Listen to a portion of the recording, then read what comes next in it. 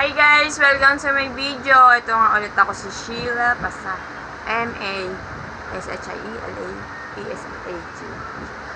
Sheila Pasa, ito may vlog.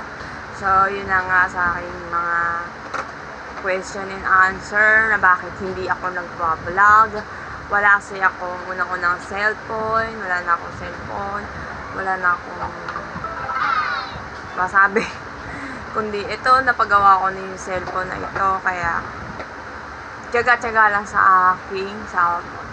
So, ito i-vlog ko lang ay sa mga sasabihin ko lang naman yung bakit ano nangyari sa anak ko. Sa kanyang kamay. Siya ay kasi ay na-disgrasya. Malikot daw. At nahulog siya sa sidecar, sa likod ng sidecar. So, mga nagtatanong o nagsasabi na bakit wala ka ba sa tabi niya o pinabayaan mo yung anak mo, bakit yun? Parang sa akin yung pagsisisi dahil nahulog yung anak ko sa sidecar. So, ito po kasi yun.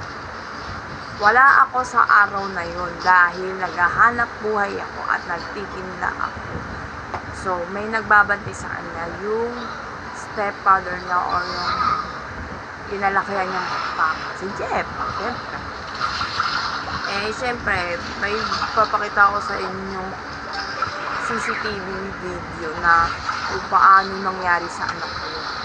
At siyempre, napadala namin sa orthopedic siya. At ito yung video kung ano yung nangyari sa kanya. Panoorin niyo.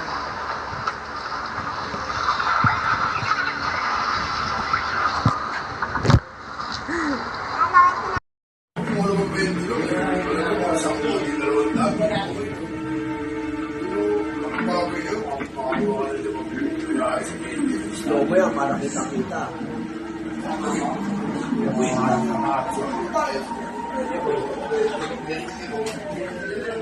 Hindi naman matatakpak, kitang-kita eh. Pilupan mo sila aling pa. Ganito na yun. Sila aling pa niya. Singkera pala yan eh, oh. Pasensya ka na. Ikaw ko lang gumaganyan yung babae. Makakababa pa. Buti nga, hindi siya nahulog ng ganyan kataas eh.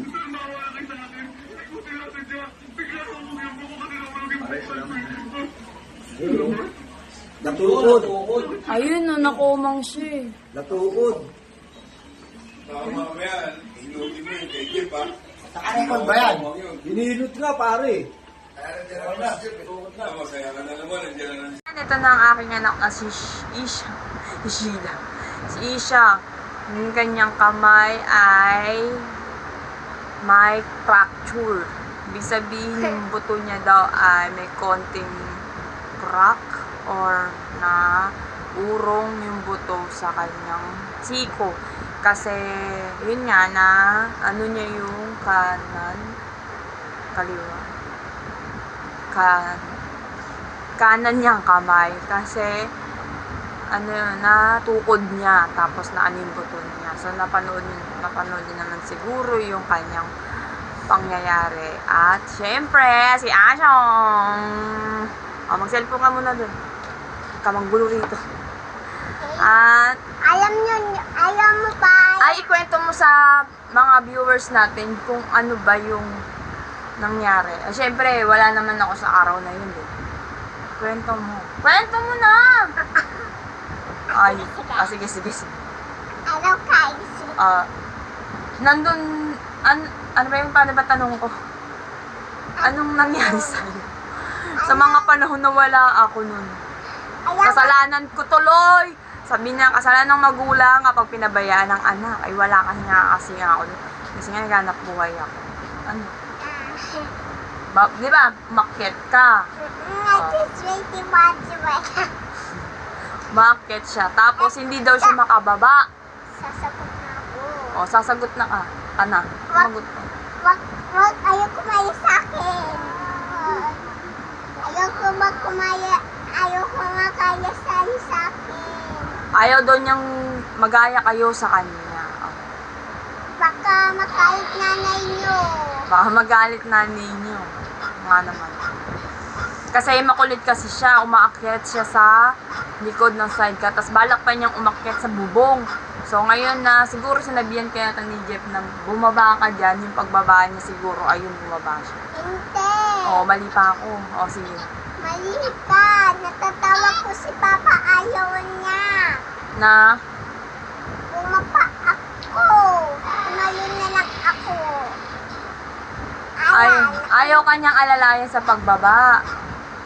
Opo.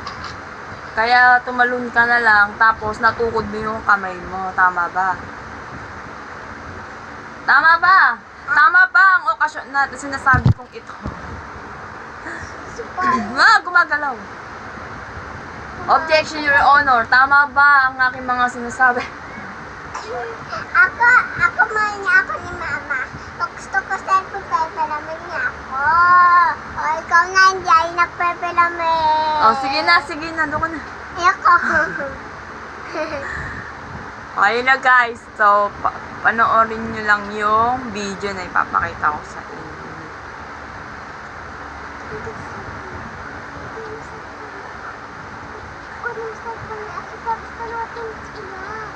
Ay, siya. Uy, kunin mo cellphone tapos pag-picture Kunin ko na yung cellphone ni Ann. So, ayun na guys ha, naliwanagan na kayo sa amin. Maliwanag, magulo.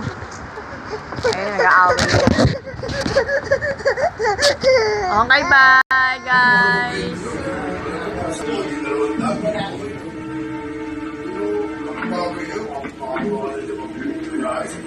Slow mo yan para kita-kita.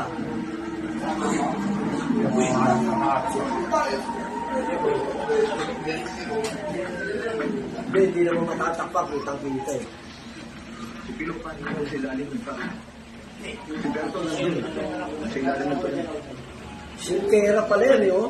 Pasensya ka na. Ito ko lang gumaganyan yung babae. Makakababa pa rin. Buti nga, hindi siya nahulog ng ganyan kataas eh.